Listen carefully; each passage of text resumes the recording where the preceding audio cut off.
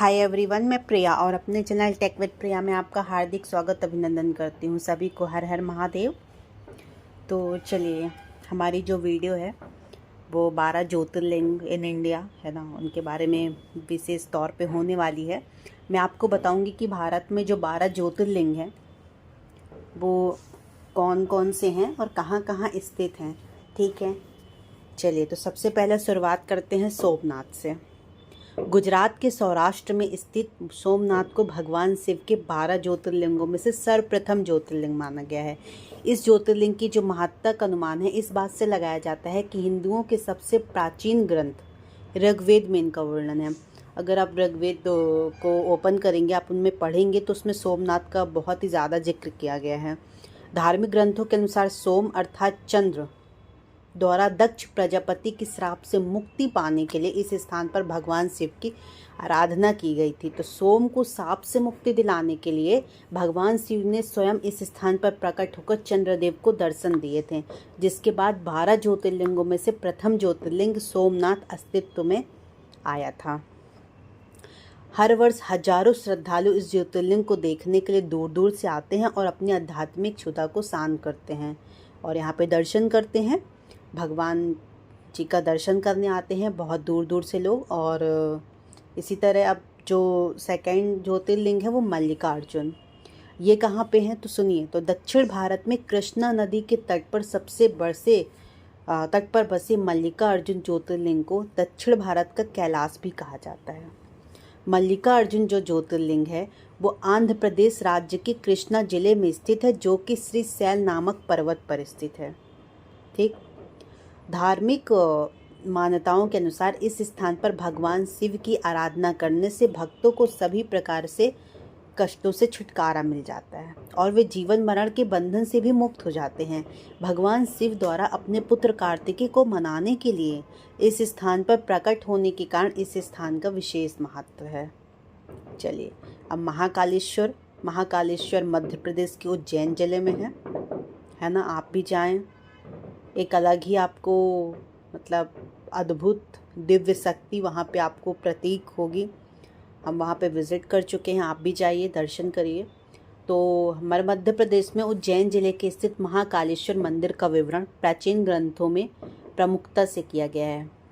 वह ज्योतिर्लिंग उज्जैन जिले में क्षिप्रा नदी के किनारे स्थित है, जिसे कि स्वयं शंभु अर्थ स्वयं प्रकट हुआ माना जाता है। महाभारत एवं कालिदास के मेघदूत में भी इस मंदिर की महिमा का वर्णन किया गया है। कहते हैं दक्षिणामुखी होने के कारण इस मंदिर के दर्शन मात्रों से ही भक्तों को असीम पुण्य की प्राप्ति होती है।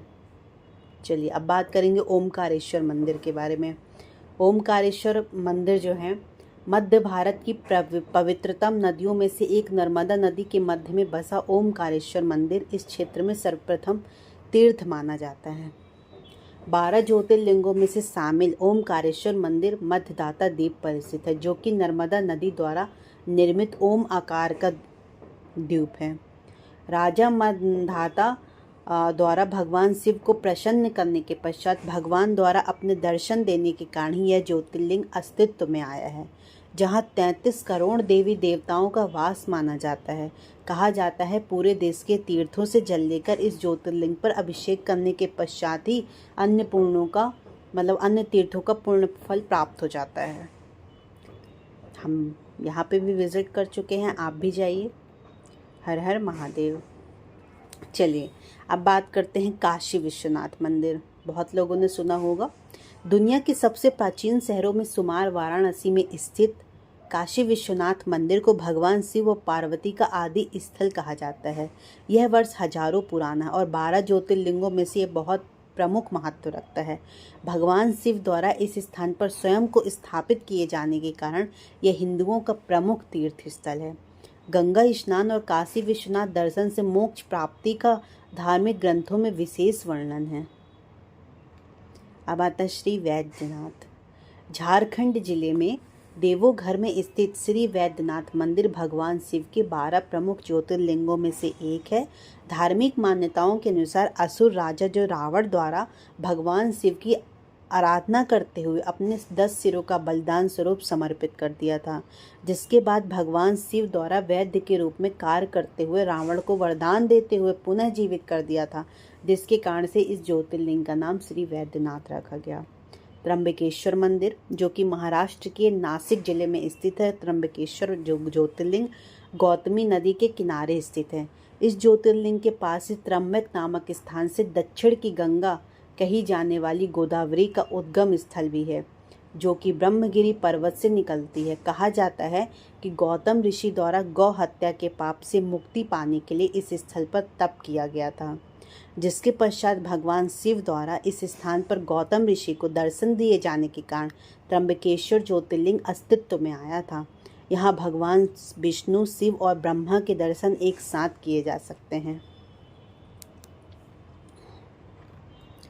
भीमाशंकर मंदिर, मध्य प्रदेश के पुणे में स्थित भीमाशंकर मंदिर देश के 12 ज्योतिर्लिंगों में से प्रमुख स्थान रखता है। शिवलिंग का आकार मोटा होने के कारण इस ज्योतिर्लिंग को मोटेश्वर महादेव भी कहते हैं। भगवान शिव द्वारा भीम नाम असुर का वध करने के लिए इस ज्योतिर्लिंग का विशेष महत्व है। उषा काल के पश्चात भगवान के सभी ज्योतिर्लिंगों का नाम जपते हुए इस मंदिर की परिक्रमा करने से 7 जन्मों के पाप से मुक्ति मिल जाती है। हम भी यहाँ जा चुके हैं भीमाशंकर, बहुत ही अच्छा है, बहुत ही दिव्य स्थान है, आप भी जाएं, है ना। हर हर महादेव। रामेश्वरम तीर्थ, दक्षिण भारत में स्थित रामेश्वरम तीर्थ न सिर्फ भारत के प्रमुख धामों में से एक है, बल्कि यह देश के 12 ज्योतिर्लिंग भी प्रमुख स्थान रखता है। उत्तर भारत में जो स्थान काशी विश्वनाथ का है, वही दक्षिण भारत में रामेश्वरम तीर्थ का भी है। शंख आकार के द्वीप पर स्थित रामेश्वरम तीर्थ हिंद महासागर के तट पर स्थित है, जो कि रामायण में लंका चढ़ाई के बाद वानर सेना द्वारा निर्मित राम सेतु के कारण प्रसिद्ध है। केदारनाथ मंदिर, है ना। हिमालय की गोद में बसा केदारनाथ मंदिर देश के 4 धामों में शामिल है। इस मंदिर का जीर्णोद्धार आदि गुरु शंकराचार्य द्वारा करवाया गया था, जो कि हिमालय में स्थित एकमात्र ज्योतिर्लिंग है। महाभारत में जब पांडव पितृ हत्या के पाप से मुक्ति पाने के लिए इस क्षेत्र में आए थे, तब भगवान शंकर द्वारा इस स्थान पर पांडवों को दर्शन दिया गया था। बद्रीनाथ की यात्रा करने वाले तीर्थयात्री जो होते हैं, वो इस स्थान का दर्शन अवश्य ही करते हैं। कहते हैं कि अगर केदारनाथ की यात्रा के बिना बद्रीनाथ की यात्रा अधूरी मानी जाती है। अब नागेश्वर मंदिर, भगवान कृष्ण की नगरी द्वारका में स्थित नागेश्वर मंदिर का महत्व रुद्र संहिता में भी मिलता है। गुजरात के द्वारका में स्थित नागेश्वर मंदिर 12 ज्योतिर्लिंगों में से प्रमुख तीर्थ है, जिसे दारुका वने नागेश भी संज्ञा भी दी गई है। नागेश्वर का शाब्दिक अर्थ नागों का ईश्वर होता है, जो कि भगवान शिव के महात्म्य को दर्शाता है। श्रद्धा पूर्वक इस ज्योतिर्लिंग की कथा सुनने से समस्त पापों से मुक्ति मिलती है और भक्तों को सभी जगह की तीर्थों का पुण्य भी मिलता है। अब आता है गणेश्वर महादेव। महाराष्ट्र के औरंगाबाद में स्थित गणेश्वर महादेव मंदिर भगवान शिव के 12 प्रसिद्ध ज्योतिर्लिंगों में से प्रमुख स्थान दिया गया है। पौराणिक कथाओं के अनुसार सुधर्मा नामक ब्राह्मण की पत्नी घुष्मा द्वारा अपने मृत बच्चे को जीवित करने के लिए भगवान शिव की आराधना करने के कारण इस स्थान पर भगवान शिव ने अपने दर्शन दिए थे और घुष्मा के पुत्र को जीवित कर दिया गया था। इसी कारण प्रतिदिन यहाँ हजारों भक्त भगवान शिव का दर्शन करने के लिए तीर्थ पर आते हैं। इस प्रकार मैंने आपको इस वीडियो के माध्यम से देश में स्थित सभी 12 ज्योतिर्लिंगों के बारे में जानकारी प्रदान की। उम्मीद है कि आपको हमारे द्वारा मेरे द्वारा आपको जो मैंने जानकारी प्रदान की है वो बहुत ही लाभप्रद रही होगी। चलिए, तो हमारे देश में कुल 12 ज्योतिर्लिंग है और इनका सभी का एक विशेष महत्व है ना। पौराणिक मान्यताओं के अनुसार इन सभी स्थानों पर भगवान शिव प्रकट हुए थे और इन तीर्थों का श्रद्धालुओं के मध्य विशेष महत्व है। मैंने आपको बताया कौन कौन से ज्योतिर्लिंग हैं। श्री सोमनाथ, ओमकारेश्वर, श्री महाकाल, ममलेश्वर जिसको बोलते हैं, श्री वैद्यनाथ, रामेश्वर, केदारनाथ, श्री नागेश्वर, श्री भीमाशंकर, वाराणसी, विश्वनाथ, श्री त्र्यंबकेश्वर, श्री मल्लिकार्जुन, श्री गणेश्वर। ठीक है, चलिए, तो आप भी जाएं, भगवान महादेव का दर्शन करें, है ना। जब आप कहीं विज़िट करते हैं या कहीं आप टूर बनाते हैं तो आप ज्योतिर्लिंग के दर्शन करने का बनाएं, बहुत ही अद्भुत, बहुत ही अविस्मरणीय है। आप जाएंगे, आपको एक अलग ही पॉजिटिव एनर्जी जिसको बोलते हैं वो मिलेगी। चलिए, सबको हर हर महादेव।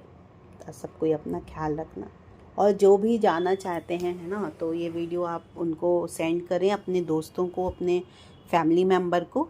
ओके, हर हर महादेव।